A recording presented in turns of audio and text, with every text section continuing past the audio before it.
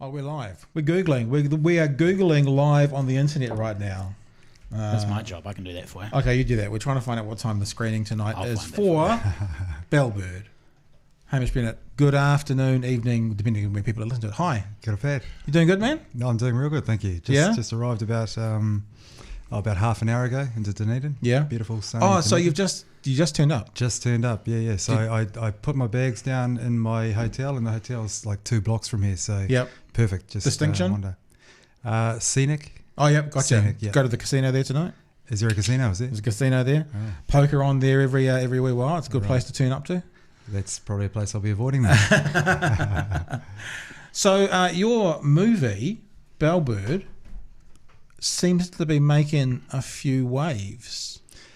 It Yeah. seems to be, I know this might be a weird thing to say, for you to say, but it seems to be a bit of buzz around it, including international buzz. Yeah, it's been real. It's quite surreal, really. This whole kind of the process. I mean, I'm a school teacher, you know, like I'm a primary school teacher. So this is all, everything's bonus for us. I mean, Yeah. I took a year off my school last year to make this film, and so, you know, as much as we hoped over that year to make a film that was you know, that was the kind of in the image that we imagined, being able to actually kind of achieve that and then share it with audiences around the place has been it's just kind of everything that we hope for, really. Yeah. It's a amazing story. Just how you've laid it out like that is an amazing story. Have we got a little bit of the should we put a little bit of footage up there about what it's all about? Here we go. Sydney Film Festival, NZIFF, beautiful footage. Northland. I moved all the cows over to the top paddock. What it made me think of, not the storyline or anything, but have you seen The Price of Milk? I haven't seen The Price of Milk, no. With Carl Urban yeah, and Danielle McCormick. Right. That was filmed out towards kind of Clark's Beach, Graham's Beach, Right, on the yeah. Manukau Harbour. Yep. And it just has that feel. I mean, it's more of a surrealist kind of film, Right. but because it was filmed in that area, like what we're seeing now in this footage, it just felt so New Zealand. And your film, I spent all of my summers, all of my childhood in Northland.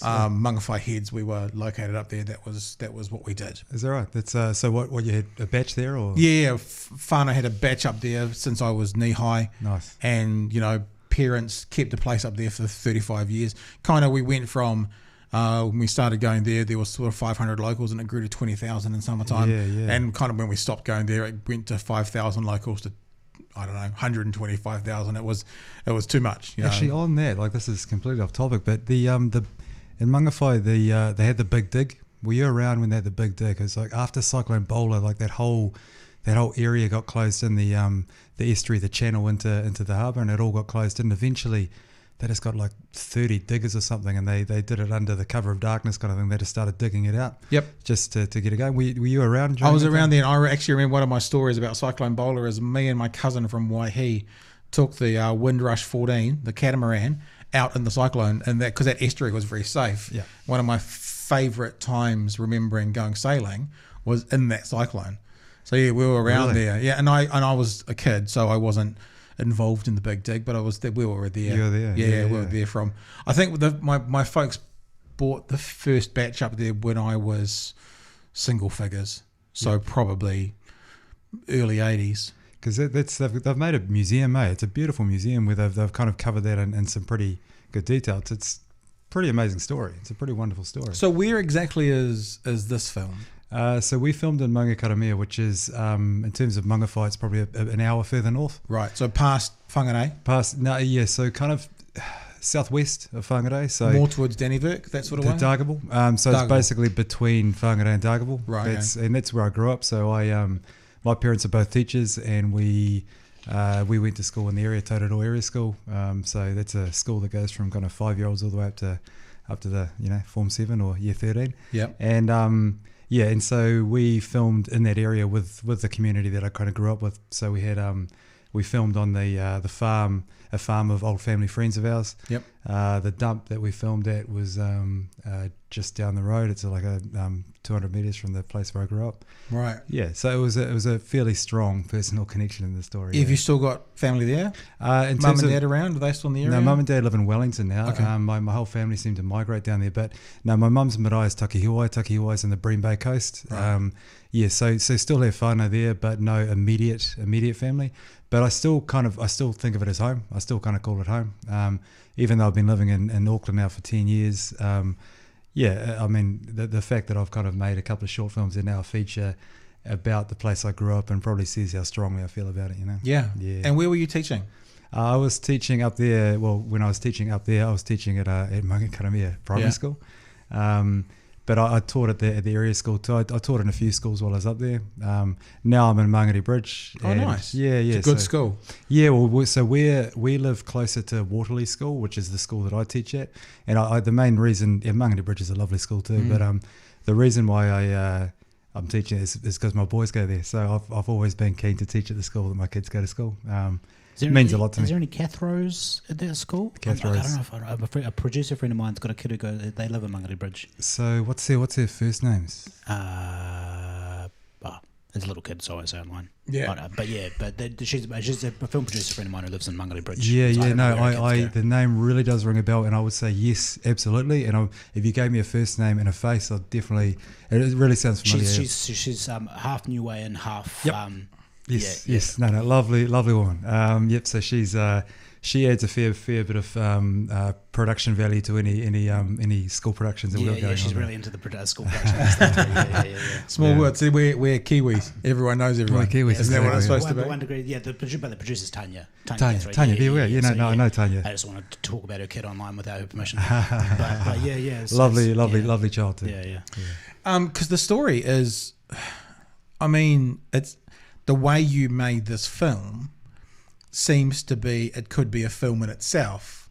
You know, primary school teacher has an idea, writes about, events based on his upbringing sort of thing, becomes a major motion picture, being talked about international film festivals all over the world, and good things. I mean, it actually sounds like, for using an absolutely terrible example of a TV show, it sounds like a plot from Entourage. If you've ever seen that show, because it's sort of like, somebody who writes a film has a passion project and it gets made. What happens? Were you an amateur writer beforehand? Were you an amateur filmmaker? Did you enjoy it? Did you write this as a script, or did you write it as a novel and it got turned? How did this all work? Yeah, it's like I've always enjoyed writing. I did. English was my favourite subject at school. My mum's an English teacher. I did a BA in English in Palmy in Palmerston North, which was kind of the odd one out really. I was surrounded by flatties who are all ag students and things like that. Yep. But I didn't really kind of even see kind of making films or writing scripts as a profession. I didn't really think that there was any kind of role for me there. But I kind of I was really into my rugby for a long time, and I just ended up getting I aged pretty early, and I ended up getting injured quite a lot, and I gave up when I was 27. And as much as I enjoyed teaching, I kind of was at a bit of a loose end outside of teaching hours, and I didn't have children at that time. And I thought, well, I've always enjoyed writing, and I'm keen to give that a crack. And so I ended up writing. Well, funnily enough, I started writing a few episodes of Shortland Street. Oh, cool. Yeah. Well, I mean, no, I was terrible at it. I was terrible at it. Partly the fact that I didn't actually watch the show very often, so I didn't really know what I was writing, to be honest. But It was a great kind of learning curve. But I mean, I was pretty excited after the first episode that I'd kind of written was screened, and I was watching it with with my family, and barely a word that I'd written I could recognise. It had all been edited hard, and fair enough too, because it was terrible. I didn't have the voice for those characters, but it gave me a taste, and I ended up writing getting funding for The Dump, which is my first short film, and that was a little like we got $10,000 to make that, and when I went to The Dump that I just down the road from where I grew up, and we managed to make that. Was that Fresh Shorts, was it? Or? It was Fresh Shorts, yeah. So that was the first year of Fresh Shorts, and so we we're really indebted to the Film Commission in many ways, but that was a start. So for me, I say me and Orlando Stewart, he's the producer. Well, he's a good mate and been a producer all the way through. And he starred in that The Dump, and haven't used him since. But he's certainly very very good. As always, you say, "Oh, come and act in my film, and I'll guarantee you'll put you in my next film." And So is that the same dump that's in Bellbird? Because you said that was 200 metres down the road. Yeah, it's the same dump. So it's Orlando does like to say that I've basically taken my only two ideas and combined them into one to make Bellbird. Because our second short film, Ross and Beth, is obviously about the farming couple that are central to this to the story. And it just felt like that whole world is a world I just wanted to explore more of, and so I ended up doing a bit of combining the two. Yeah. So you're still teaching full time, and you're making short films and writing on the side. Yeah, absolutely. Yeah. So it's kind of, I mean, obviously making short films isn't necessarily a viable kind of career path, but I did have the opportunity to make that feature film, so I took a year off teaching to do that. As long as we can kind of keep on paying the mortgage, then we kind of scrape through.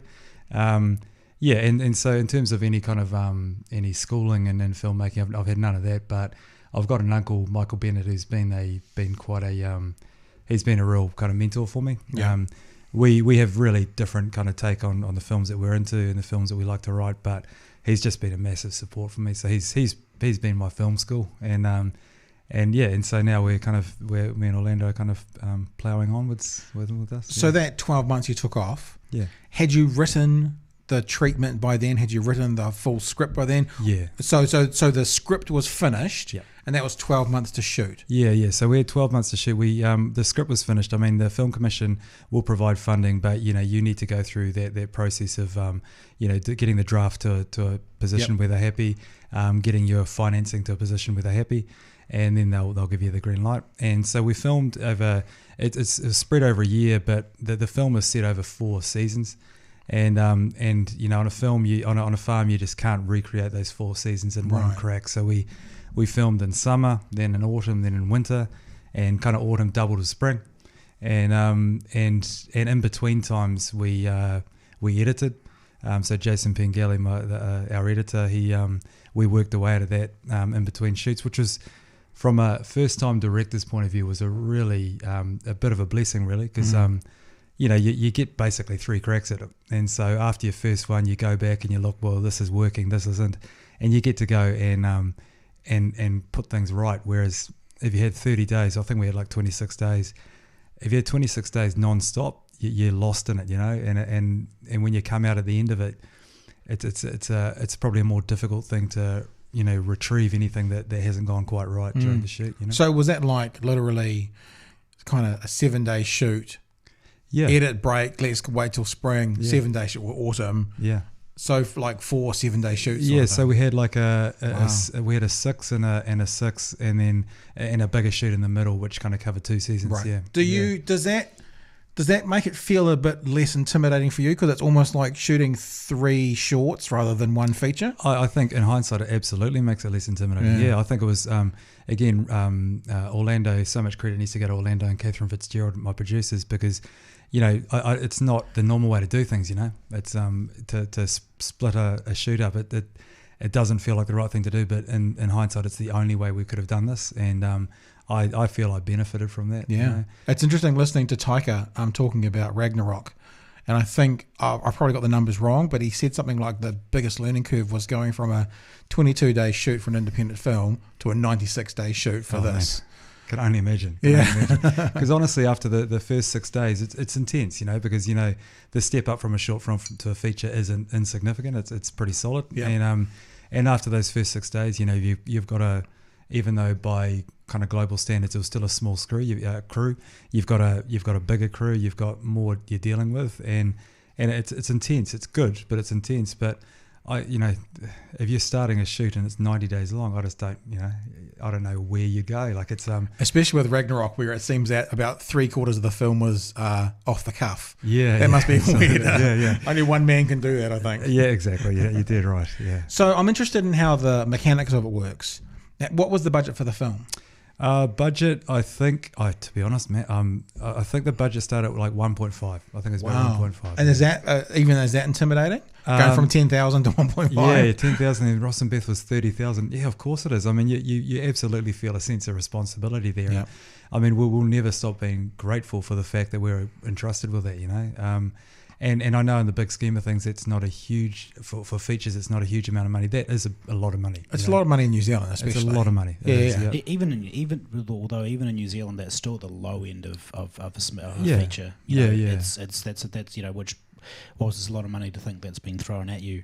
At the same time, it means you've still got to really choose your battles and know exactly where that money's going. No, absolutely, and like I said, like I say that I feel that that's quite a broad figure because I can tell you, I mean, our producers would be able to, and the film commission would be able to talk far more way. I mean, they actually do a really good job. I'm terrible with anything financially related. I'll just it's not your job. It's not my job. No, your job is to shape the story. You're the narrative guy. Yeah, and that's it. And like not the who's paying for the caterers guy. That's exactly right. Yeah, and I know that if I was that guy, then that it would have been a nightmare. So it's interesting, JC, the thing about the lower end, because I'm just out of interest. I was going to talk about Tor Fraser at some stage, and I've brought up number 2. Number 2 had a $10 million budget, so that's huge compared to 1. I mean, 1.5 is a lot. Yeah. It's half a house in Auckland, but it's I think I vaguely remember someone, I might have been at a film commission talk or something, and I think the average, like the median budget for a New Zealand feature, drama type feature, not like Ragnarok or something like that, but that was New Zealand, I think it's about 6. Right. So that's why I say 1.5 is the lower end. I can't remember what things like Sioni's Wedding and stuff were. I think they were about 6 million, other things like that, So the thing about the logistics of it, I'm interested now how this works. So there's a film that basically the taxpayers funded, and is it entirely funded, or are there some private investors as well? Again, you're probably asking me questions I'm terrible at. So what I'm interested in, more often than not, it's sort of like half and half private equity plus and half. Okay, I think in this particular situation, I think the Film Commission funded the vast majority of it, but we have had support from we did have support from Images and Sound, who were our post-production house. We had support from Māori Television, so there was support from other agencies, but the vast majority of it was the Film Commission. And what happens now when this thing goes around the world and travels, and because obviously there's going to be more costs there. I mean, if you and some of the crew were to go to Sundance or that kind of thing, how does that work? It's you don't funny. know? I don't know. I mean, you just get told where to go. I really do, and like I'll happily go where they lead me. But I think it's one of those situations where I'm happy to leave it with the people who know more than me. Sure. And in those situations, say Sydney, we're lucky enough to be in competition over there, which was a massive buzz. But for that, the Film Commission, they funded to have basically our entire main cast come over, and so we had our key cast. So we had Marshall Napier and Annie Whittle and Rachel House, and Cohen wasn't able to make it because he was working, but Kahukura Retimana and Stephen Tamara, but they were all able to come over for that, and I mean, you can't be. We're just so grateful for that, because I think the fact that it was in competition made it quite a special occasion, and in terms of the feedback that we got from it, it felt like it was well worth it, because I know the crowd, the audiences did really enjoy having the cast there. It's a big deal. My sister was at your screening in Auckland. Oh, yeah. And I messaged you about this and told you. She said being at the screening made her proud to be a New Zealander. Yeah, and that's just such a wonderful, wonderful piece of feedback. And she was talking about more than just the film, though. I wasn't there, so I'm retelling the story, but you're welcome to expand on this. She said, especially towards the end when everyone got up, it was basically a big party. A whole bunch of the extras had come down from Northland, all stood up, all got their recognition. There was hakas from the crowd to the people on stage. There was hakas from the stage to people in the crowd. And she said the whole experience, she came away from it, as I say, feeling proud to be a New Zealander. Yeah, it's just wonderful. But I suppose I felt proud too, because it's at that point that it becomes much bigger than you or bigger than your idea. And I mean, the idea of community and relationship, it's at the core of, so much of kind of my belief towards everything, towards kind of life in general. But that was really just kind of crystallized in that civic premiere. We had, like you say, we got a couple of buses down of all the locals and my mum's marae. We had 7 or 8 of them managed to hitch a ride on the bus, and we had probably, I don't know, it would be 60 or 70 people from up north had come down. The haka tautoko for that was Kahukura, who played Marley. That was his whānau who got up. I mean, there's so many moments during that kind of process where I was pretty close to kind of tears, because it was a culmination of so many things, having your whānau there, having your friends there, being able to share your film that you've worked on for a long time. But yeah, when they got up and did the haka for us, that was my tipping point. It was all over after that, because it was a very, very special occasion. And like I say, it feels like it became a much bigger thing than just this idea that I had, and that's special, Was that the international premiere? Like that was the premiere? No, that was the New Zealand premiere. So our international, our world premiere was in Sydney, and so as much as we always consider New Zealand to be the place that will have our world premiere, it just happened through logistics that being accepted into competition in Sydney was something that you can't turn that down. It's like, you haven't got the weight yet of Peter Jackson, who basically put new lines in him on the spot at that announcement, and he basically said, we're going to have the world premiere in Wellington, and like New Line were like, we are. All right. And so he set it up and so he forced their hand and made them have it in New Zealand. Man. So you're not quite at that sort of, No, you haven't got not. that power yet. I don't. Yeah. Have you heard from people within the industry, other filmmakers? Have you had contact from? I mean, like I said, I was talking about number 2. I'm still looking at Tor Fraser's thing here. Have you heard from any of these guys who have been around for a while, communicating with you about what they think? Yeah, not so much. I mean, there's certainly, I've been talking to people who have been involved in the industry in a number of different forms. I suppose guess that because my day to day is as a teacher, I don't actually know too many people in the film industry. Everyone I've met's been lovely, and it's been really lovely having had a really nice conversation with. I think I've got it right. It's Rob. It's not Duncan. I think Rob Sarkis. Rob did the Scarface down here. Is that right? Yeah, Rob and Duncan wrote it, and Rob is the director. Rob's the director, and he did Out of the Blue as well. Is that right? Well, yeah. So he came along in Wellington, and he had some really lovely words, and it's just really nice being able to talk to someone like that who's so experienced and so so skilled.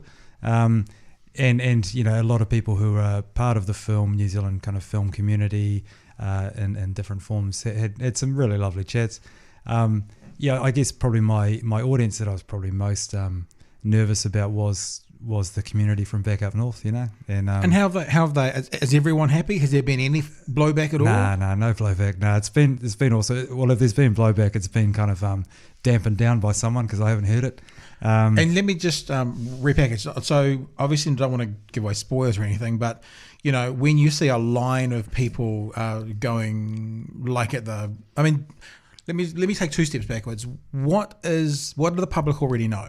So what's the through line? What's the what do we already know that I can talk about openly? Yeah. So I mean, I suppose that the one of the things that it is a bit of a real, but most people do know, is that it is it's a story of a father and a son, and that they're battling with a really massive upheaval in their lives, and that is the death of their wife and mum, who's very central to their life. And I suppose what it looks at is the aftermath of that, and over 4 seasons, the way they try to, I suppose, repair themselves with their with the many limitations that their relationship has, and the impact that the community has on them. So as much as there's things that you probably don't want to be revealing, the fact that Beth dies, that is out there. I think that was, I didn't want to say it first in case it wasn't, but I could sometimes you get lost in the minutiae of it. Like there's a part within the movie where the son's talking to the dad, and they talk about this life sucks at the moment with what's happened, but being together when this life sucks is so much easier than being separate, like getting through it together. And I saw that in the movie, and I was like, hang on, I've seen that before, and I figure it must be in the promo. So we can talk about that, and that's a fantastic scene.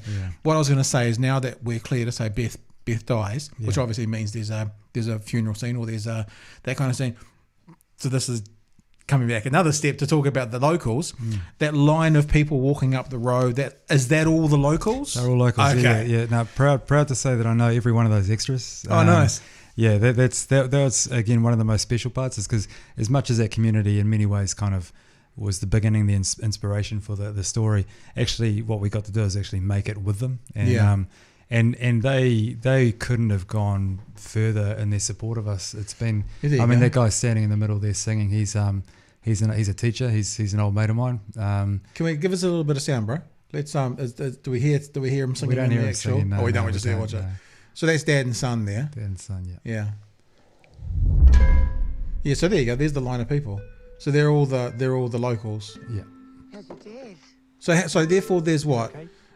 There's mum, there's dad, there's son, there's young Maori boy, there's Rachel, there's young Maori boy's mum, and then there's a couple of guys turning up to the dump. There's maybe only 7 kind of. There's a vet as well, Steve. And a vet. Oh, he was Clem. great. Yeah. He was great. So there might be only 7 or 8 characters that are the actors, and the rest are everyone else you see as a local, basically. Yeah, everyone else he says a local, and even to be honest, even Kahukura, who played Marley, in many ways is a bit of a local. He's not from that particular area, but he's from Northland. He was great. Yeah, he's awesome. He's never acted before. I was going to say, finally we get another New Zealand film with her. I mean, I love Julian Dennison, but it's nice just to have another kid play a role within a New Zealand film. Yeah, and what's lovely about Kahu is he's that's just a variation of him, really, that character. And he's the lovely thing with him is he's a beautiful kid, but his first language is Te Reo Māori. Really? Yeah. So his English is his second language, but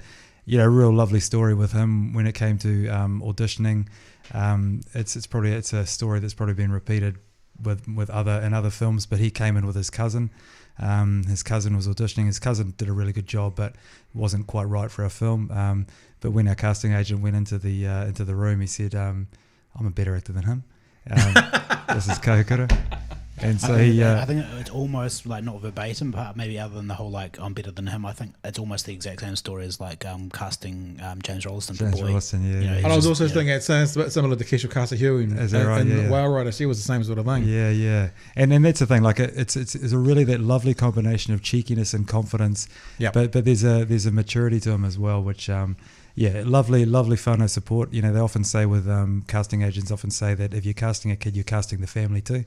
And we were very, very lucky in that respect because he's got a lot of love in that whānau and they're raising a good kid. So he's I mean just seeing what he did in the film. It's there is a moment in the film which I won't talk about yet, but there's a moment where we're involving him, which is the moment that no matter how many times I watch it, it's still a moment that I choke up at a bit.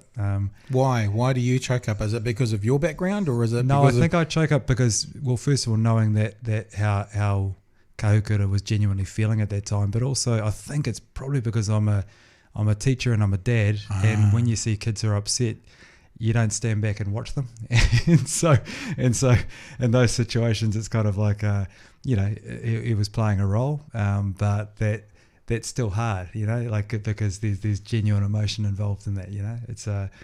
It's a pretty amazing thing, but he was fine. I mean, after the take, he's like, "No, he's sweet," but I mean, from my point of view, I was like, "Oh my gosh," Did you feel like you actually wanted to like cut and go and give him a hug? Seriously, sort of thing, that's exactly what you feel like doing. You won't, but that's your instinct. Yeah.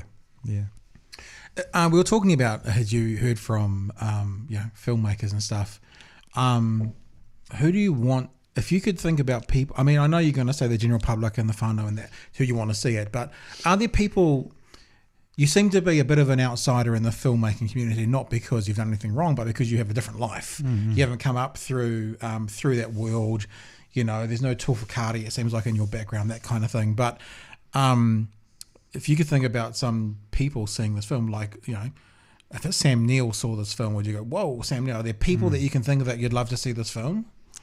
Yeah, honestly, I really haven't thought about that. I think I really, you said friends, family, that's all I've really thought about. Yeah. I mean, I do think it's a film that I think many New Zealanders, and even in Australia, we felt the same thing, that a lot of people when they'd seen it, they said, "Oh, that's talk about Ross. That's you're telling a story about my dad." Did you have in Australia? Did you have Kiwis telling you that, or the Aussies? Aussies as well. Okay, I mean, it's really interesting. As much as we've got many differences, there's certainly similarities, and there are a number of rural people who came along who'd grown up in like northern New South Wales and stuff like that. Who, they were saying those kind of things. It's like you're telling a story about my grandparents or something like that, and. So I feel it's what's that thing, that line about the more specific it is, the more universal it is, or something like that. I think I do think that even though it's set in Northland, I think New Zealanders can connect with it. And in terms of people, famous people or anything, I've never thought about that. I think I just want people to see it. I just want people to enjoy it. Interesting. I'm interested to know, once we finish this and go bye, what this moment is for you. Because I'll tell you what the moment is for me that broke me in your film, and it did break me. And I can say this to you without revealing, but it was when someone was looking for a key. Yeah, it's pretty heavy, isn't it? That moment, I was just like, yeah. Whoa. Yeah. That was the bit that got most emotional for me, because I was in, you get into the movie, and whilst I had a screener, thanks to you guys, I still have like a ridiculous 65-inch screen at home, so I'm, nice. So I'm right there. I was hoping you can do that. That's totally. 65 inches, that's good. Yeah. And that was the moment when there was a desire to find a key that was like massively emotional for me. Well, it's as much as it's great that you reacted that way, it's kind of and it's something that it's a moment that seems to have triggered a few people, and I think I suppose partly because it does touch on very real issues that you think about the traditional rural New Zealand male. It touches on things that are an absolute issue, and again, without wanting to go into specifics, it's something that's there, and as much as I may not have had direct involvement, like I came from a community where mental health and all those things were absolutely an issue and not talked about and all of that. So I was very much at pains not to make a film about issues or about an agenda. It's ultimately, like, for me, a film, first and foremost, it's about the characters, it's about these people, and you want to make them as fully rounded and as fully three-dimensional as you can, and anything that comes out of it is. And are those characters people for you? Like, I was just thinking Richard O'Brien, Rocky Horror Picture Show, who was not born in New Zealand but grew up in New Zealand. Mm-hmm. That ridiculously fantastic film and stage show that he wrote, he says all of those characters were people that he saw, met or knew in Hamilton. Right. Now, obviously, an interpretation of them.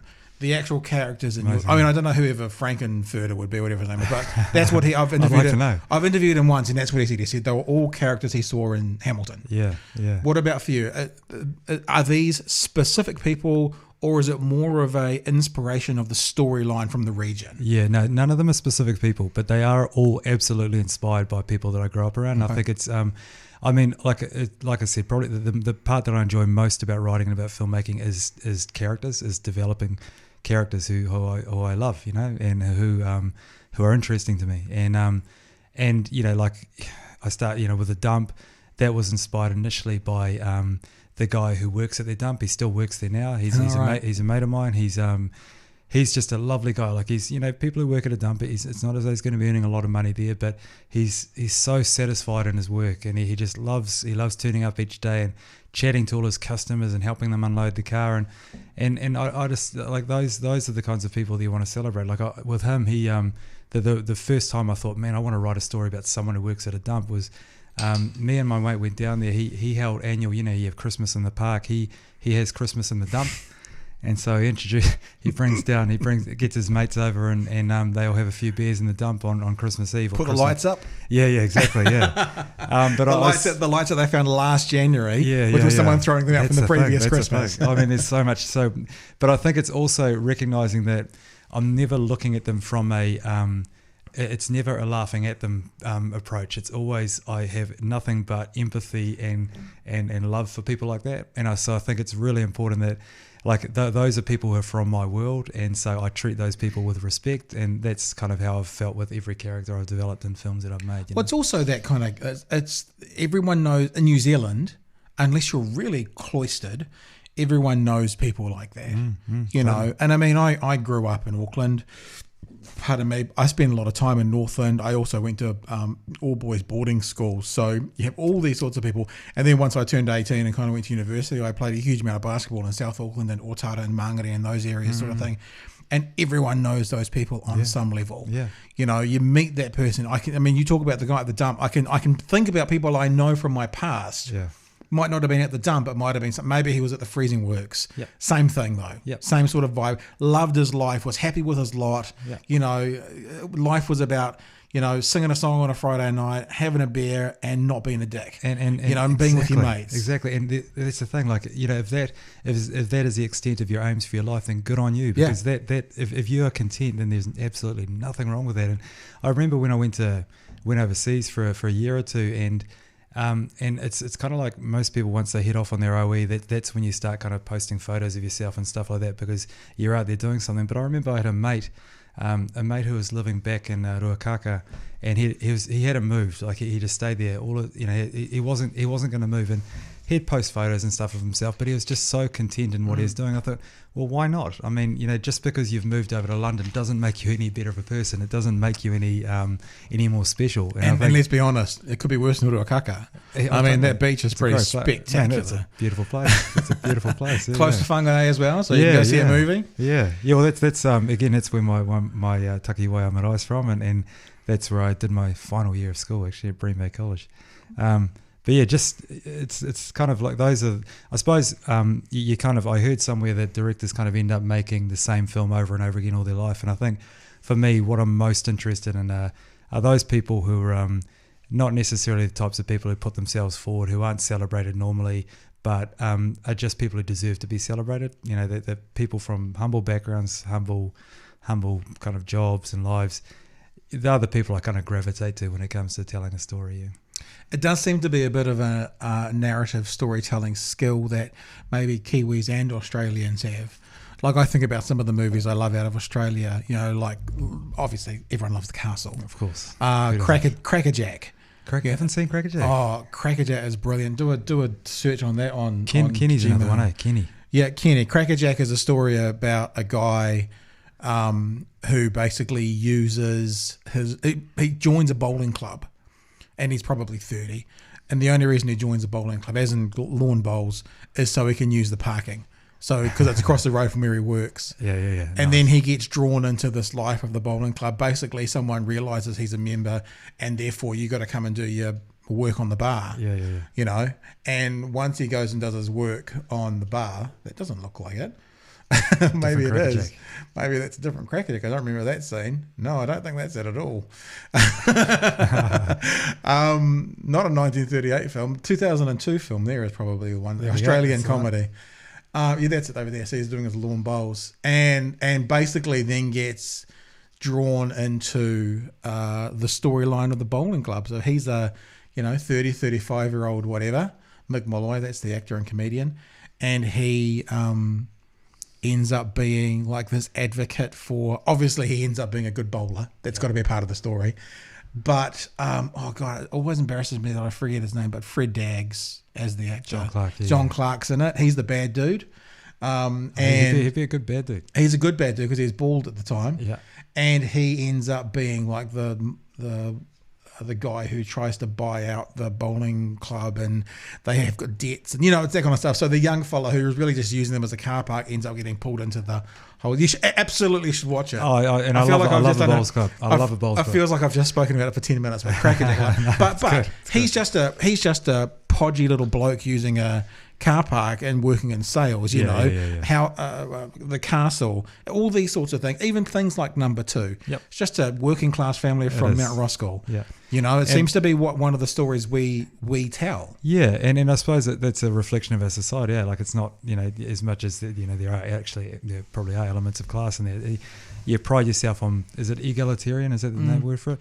We pride ourselves on that, and I think that feeling that we're all equal is absolutely runs through. Well, I'm thinking actually it's not uncommon in the UK film system. Like I suppose so, yeah. I can't think of the names of them, but I know there was a period where, for example, comedy dramas featuring Indian families and stuff coming out of the UK was quite a big thing. Right. And that was that same sort of working class sort of family, maybe with a race narrative thrown in there as well. Of course, yeah. But yeah, I'm just trying to think about the equivalent in America, and it doesn't seem to be quite so prevalent. Probably says a lot about the society, and maybe. comparison. Yeah. That's interesting because I've never thought of it that way. Yeah. There are absolutely filmmakers in America who make humble stories, I suppose, about humble people, but it's harder to find, isn't it? With a $30 million budget. Yeah, there we go. Small film in America, $40 million budget. That's the thing as well as a micro budget, which is a term. In New Zealand, a micro budget would be $50,000, $100,000 Yeah, it would be, to yeah, make a yeah. feature film. And a micro budget in America is $6 million, $10 million Yeah. as micro budget. Yeah. And that's you know, and there'd be like a little indie drama. Yeah. No special effects, 2 actors, you know. It's all relative, eh? We actually had special effects in our film. Where? What happened? We had steam on a cup of tea. Oh, Yeah, was that yeah, post?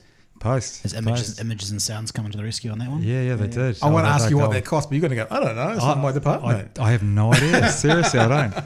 I mean, I ask for things if possible, and if they happen, then they're great. If we can't, then we can't. But, and is that because in that scene it was essential to have steam, or it just didn't happen naturally? Or? Well, steam's really hard apparently to capture on film, but I think just with that film, that particular scene was about warmth, and it was about comfort and security, and steam felt like it was needed, and I couldn't see the steam, and I kind of thought, well, it'd be lovely to have some. So really like Taika Waititi doing Thor Ragnarok with the special effects there, and you're kind of the same, eh? I mean, same Kind of the ballpark, same. really, isn't it? Similar special effects budget. Yeah. Kind of the same. I mean, I don't know. I didn't see much steam in there in Ragnarok, you know. That's true. Steam You was just too hard. You didn't have any too steam, hard. Taika. Yeah, exactly. Yeah, You might have had a universe or two, but there was no bloody steam. Pick your act up. Yeah. So are you teaching right now, or are you still on the... Are you teaching right now? Yeah, I am. Yeah, so back to school on Monday. Are you serious? I finished. So finished on Friday. And obviously, I do a full week, and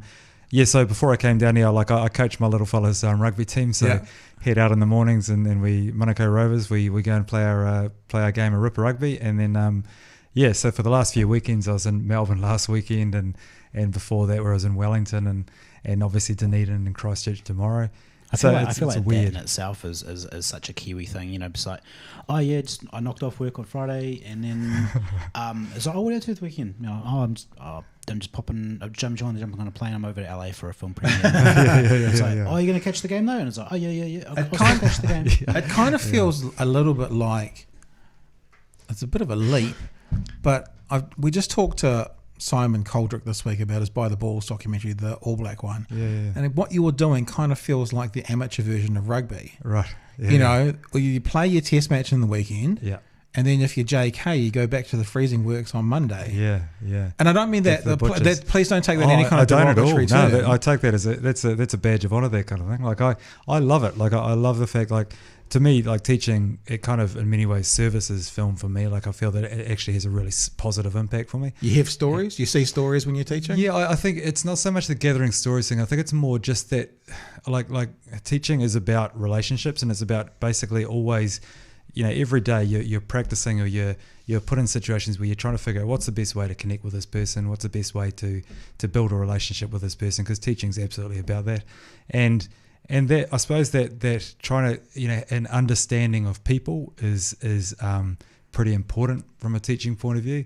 And I think when it comes to developing characters for film, I think having that understanding is pretty useful. And I think it's also from that kind of that logistical standpoint, I think, you know, teaching is about, you know, you've got to have, you know, you're trying to create an environment where everyone feels safe and happy to produce their best, and you're trying to create a feeling that everyone's valued, and you do it in a calm way, and you do it in a positive way, and I think a film set's not unlike that, you know. So it's kind of, there's more parallels than I thought. Sounds pretty good to me.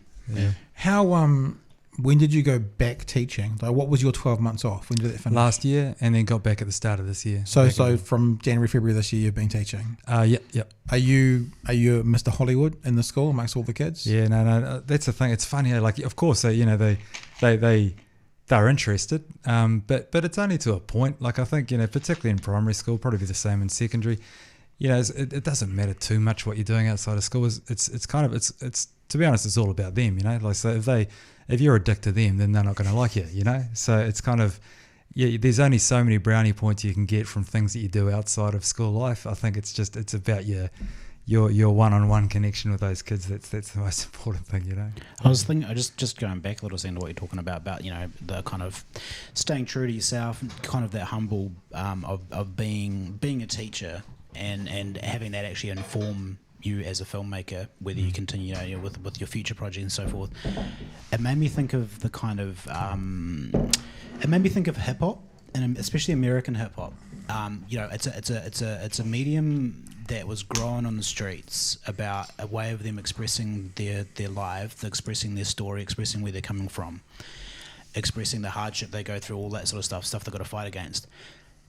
They become successful, and then they're no longer on the streets. They lose their roots. They then have to then keep writing and write a second album or a third album, and they don't have the oppression anymore. They're not getting those issues. They're not having the problems, and so therefore they end up writing the crap about bling and about flash cars.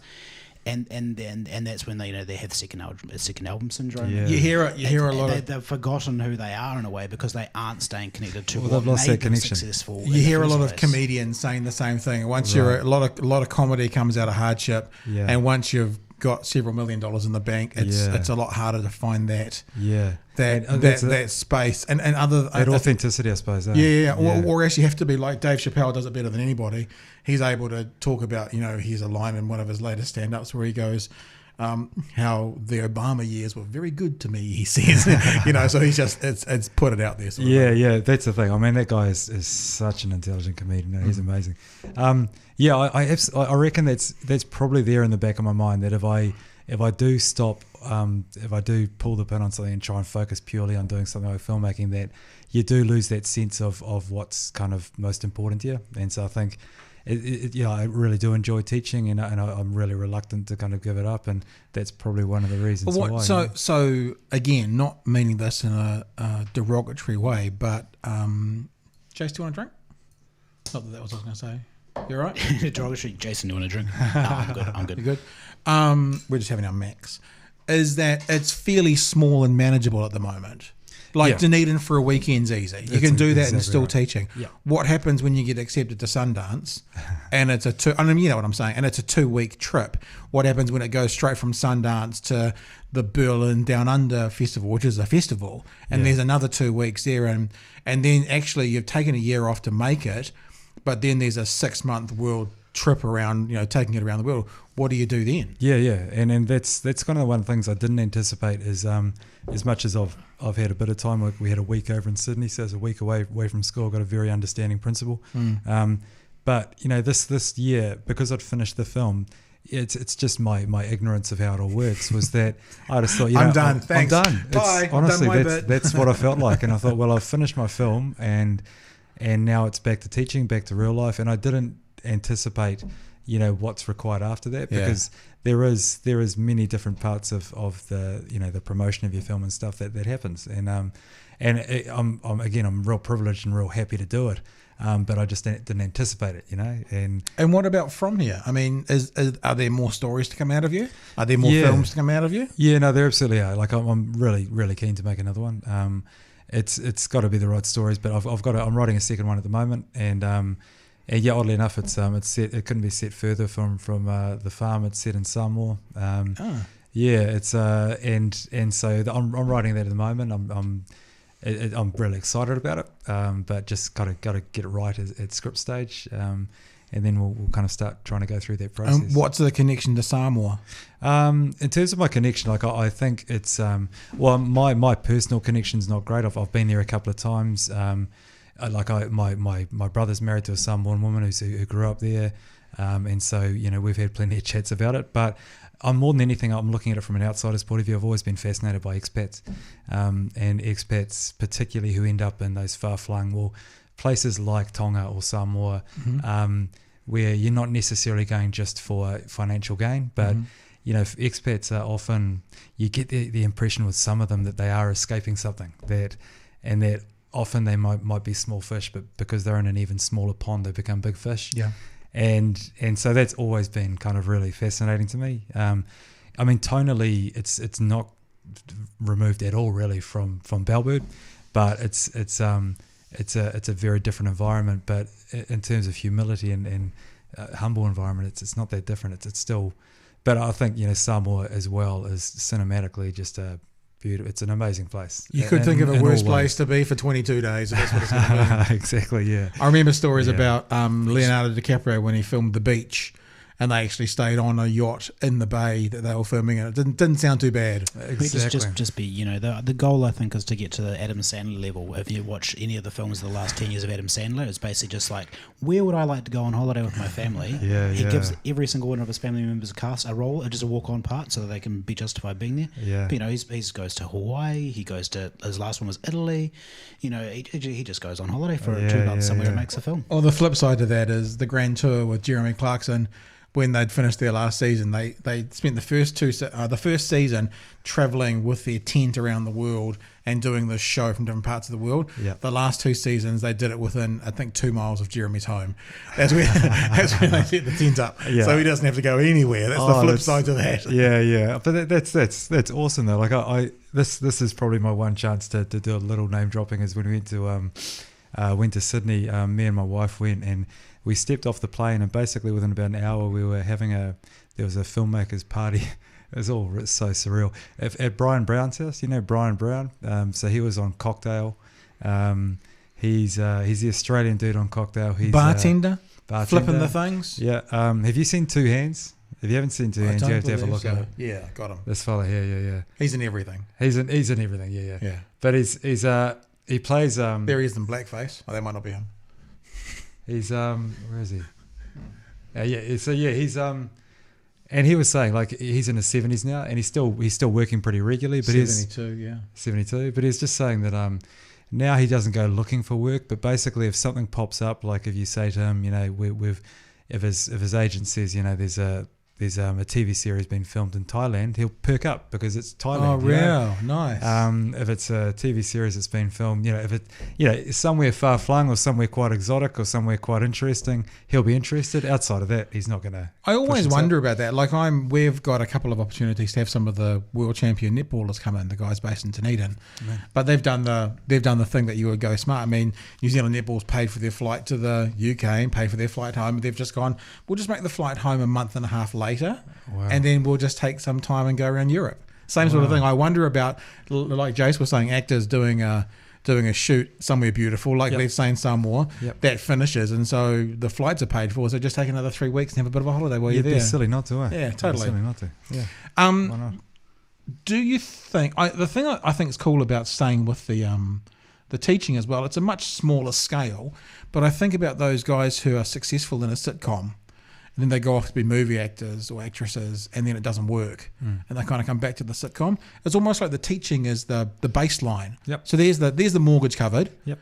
And go off and do your stuff and be able to go backwards and forwards as you like. Yeah. What about if there was? I mean, you're teaching primary school at the moment. What if there was, some school wanted you to work in the area of drama or theatre, or like as a drama teacher or that sort of thing? Would that kind of job interest you? Yeah, probably not. I don't firstly because I think I don't know if I'd be that well equipped for that, and I think I think for teaching drama and that, as much as I have some ideas, I certainly don't feel I've got heaps. And to be honest, what I like about teaching is the thing I like most about teaching is just relationships. I just like that, and when you're teaching primary, you're teaching a bit of everything. You don't get bored with focusing on one subject. And to be honest, if I was teaching one subject, it probably wouldn't be drama. It probably wouldn't be film. It'd be something like English, or maybe like I enjoy teaching maths to primary kids. It's a weird thing.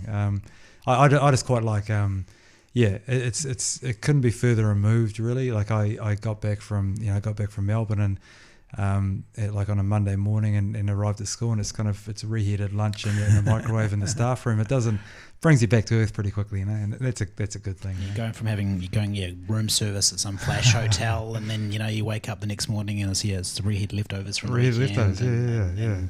You said you played a bit of footy. Yeah. What level did you play to? I played a few games a couple of years for Manawatu when I was down in Palmy. Nice. I spent a lot of time warming the bench though. I went back home to Northland and I sat on the bench for them quite a lot. Just played a lot of kind of senior club rugby, but a little bit of rep stuff. Were you at Manawatu when Aaron Smith was there? No, this was well before that, before Cruden and all of those guys. Right. It was like late 90s, eh? Oh, okay. 98, 99, ages ago. it was always one of those things. Like I enjoyed it, but no, I was never going to cut it. You know, it was just I enjoyed it. You know? I mean, many of us who have played rugby or sports in our day, we never made it to, provincial status. So you can say you're never going to cut it. That's still a pretty decent. Oh yeah, it's a pretty decent treble. Please take it there, and it's quite nice because my little fellow, my 5-year-old loves rugby, and I told him the other day that I played for that green team on there, and he was pretty impressed by that. So there's a few brownie points from that. Yeah. So of course it only is a natural progression to now talk about the All Blacks and Rugby World Cup. Yeah, I know. What are your thoughts? I mean, obviously you are now our professional because you've played representative rugby. What's the story with the ABs at the moment? What are you saying? Look, I just think that we've got there's 4 or 5 teams that could take this. I think. I'm still confident that we can get there. I'm still confident that we can kind of get it sorted. We've got, we traditionally start. Last World Cup we started pretty slowly too. Mm-hmm. We haven't got our McCaws and our Mia Lamus anymore, and our Dan Carters. So there's that kind of that core group that's still been established. I don't know. Like I really hope that they get people like. I hope that Rico and Ben get themselves sorted. I mean, it's a claim to fame in our street. 2 doors down, we've got the Ioane brothers live down there. Leo, my little fellow, met Rico last week for the first time. Oh, nice. Man, he was so nervous. It was quite lovely. Yeah. We're both nervous, actually. He's a unit, eh? Yeah. He's a big boy. And I mean, we all know how good he is. We just want him to come right. But yeah, I think we need to have everything. We need to have everyone firing for us to win it because, you look at the way Wales play and you look at the way Aussie played last week. It's not going to be easy for us, eh? It's funny though because I feel that after winning these last 2 World Cups, if we lose this one, I think I'm going to handle it a lot better than if we lost the last one. I mean, I've been saying, and I've said it a few times in the podcast, is that the All Blacks have probably been the favourites going into 80% of the World Cups. Yep. The statistical chance of winning 3 in a row make me think it's an unlikely scenario. Not that they're not the favourites and not that they shouldn't win it, but it's just the idea of going, can anyone do a three-peat? And it just seems statistically improbable no matter how good they are on day one. Yeah.